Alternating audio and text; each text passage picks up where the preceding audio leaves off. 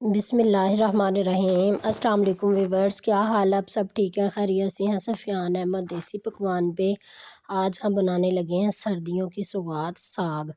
तो साग बनाने के लिए मैंने लिया है, ये मेथी है मेरे पास, ये मेरे पास साग है। साग मेरे पास 2 किलो है। मैंने ये 3 गुच्छियाँ आई थी 3 किलो में। साग लिया है मैंने, जो है ना, और मेथी ली है। साथ मैंने 1 किलो पालक लिया है। और ये मेरे पास है धनिया, थोड़ा-सा हम धनिया डालेंगे।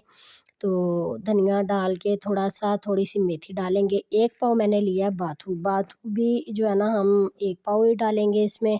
बाकी ये सारी चीज़ें जो है ना, ये बाथू भी साथ मेरे पास पड़ा हुआ है, ये भी डालेंगे, मेथी भी डालेंगे। तो आज हम साग बनाएँगे बहुत ही मज़े का और बहुत ही टेस्टी। तो काट लिया, काट के तो मैंने इसको जो है ना मोटा, बहुत ज़्यादा मोटा भी नहीं काटा, बहुत ज़्यादा बारीक भी नहीं काटा। इसको हमने काट लिया, काट के हमने तैयार कर लिया। अब हम इसे वॉश करेंगे, वॉश करके फिर हम इसे पकाएँगे। तो पकाने के लिए अदरक है मेरे पास, एक जो है ना टुकड़ा बड़ा-सा लहसुन है, हरी मिर्चें, इनको हमने कूट लेना, कूट के वो हम इसके अंदर डालेंगे। तो चलिए हम जो है ना इसको करते हैं वॉश।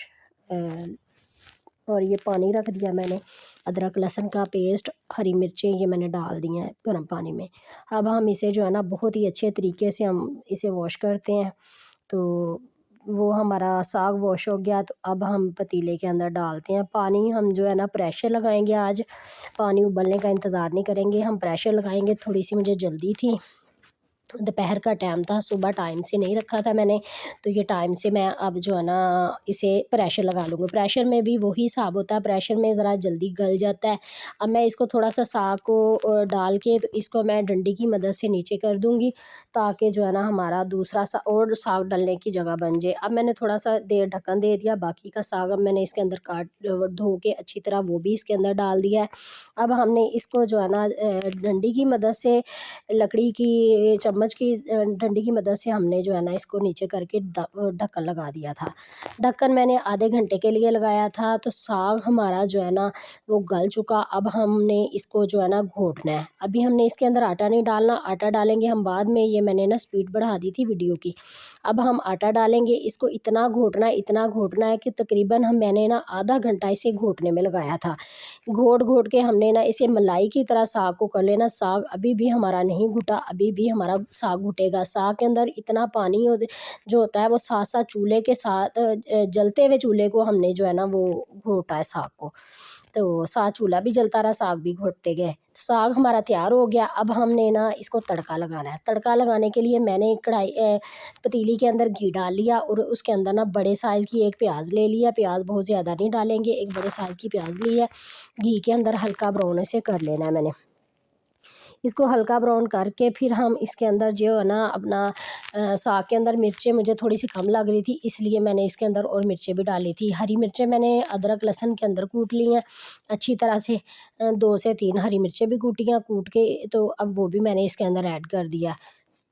इसको हल्की आँच पे हमने हल्का-सा ब्राउन करना, बहुत ज़्यादा हमने जो है ना प्याज़ को जलाना नहीं है, प्याज़ को हमने बहुत ज़्यादा गोल्डन ब्राउन नहीं करना, हल्का ब्राउन करके फिर हम इसके अंदर नमक मिर्च जो हमें कम लग रही है वो हम डालेंगे। तो जी, तो प्याज़ थोड़ी-सी गुलाबी हो गई है, अब हमने इसके अंदर जो है ना नमक डाला है आधा खाने का चम्मच, और ये मैंने ना 2 चम्मच जो है ना कुटी हुई मिर्चों के डाले थे। कुटी हुई मिर्चें जो है ना वो इसके अंदर डाल दी है मैंने, पिसी हुई नहीं डालते, इसके अंदर हम कुटी हुई यूज़ कर सकते हैं।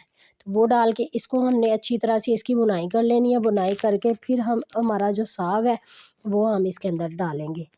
अब वो ना इसके अंदर मैं डालूँगी मक्खन, ये मक्खन है मेरे पास, ये मक्खन डाल दूँगी तड़के के अंदर। साग के ऊपर से भी हम मक्खन डालेंगे, इस तरह से तड़के के अंदर भी हम मक्खन डाल सकते हैं। इससे हमारा जो साग का टेस्ट है बहुत ही अच्छा और बहुत ही मज़े का आ जाएगा। मसाला हमारा भुन गया, अब हम इसके अंदर साग ऐड करते हैं। जितना साग हमें चाहिए इसके अंदर उतना ऐड कर लेते हैं।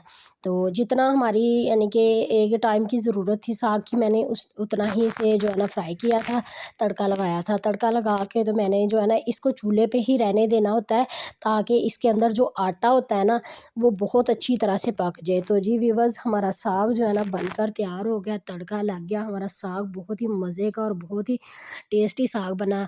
तो आप मुझे ना कमेंट्स करके बताएँ कि आप घर में किसे-किसे साग पसंद है? कौन आपके घरों में से कौन-कौन साग खाता है? कमेंट्स में मुझे ज़रूर बताना। साग हमारा तैयार हो गया, अब हम इसके ऊपर थोड़ा-सा हरा धनिया डालेंगे खुशबू के लिए और हमारा साग जो है ना वो बहुत ही मज़े का। इसके साथ मकई की रोटी भी हम खा सकते हैं, गंदम की भी खा सकते हैं, लेकिन मकई की रोटी से ज़्यादा मज़े का लगता है। तो चलिए हम डिश आउट करते हैं जी व्यूअर्स। ये देखिए मक्खन डाला मैंने साग में। साग हमारा जो है ना मेहंदी की तरह घुटा हुआ है और लेसदार साग है हमारा। आज की मेरी रेसिपी कैसी लगी मुझे ज़रूर बताना। सफ़ियान अहमद देसी पकवान को सपोर्ट करें, मेरे चैनल को लाइक, शेयर, फ़ॉलो, सब्सक्राइब करें और ना मेरी वीडियो को आगे बढ़ाया करें और मुझे बताया करें कौन-सी वीडियो देखना चाहते हैं। मैं इंशाल्लाह आपके लिए लेके आती रहूँगी। अल्लाह हाफ़िज़।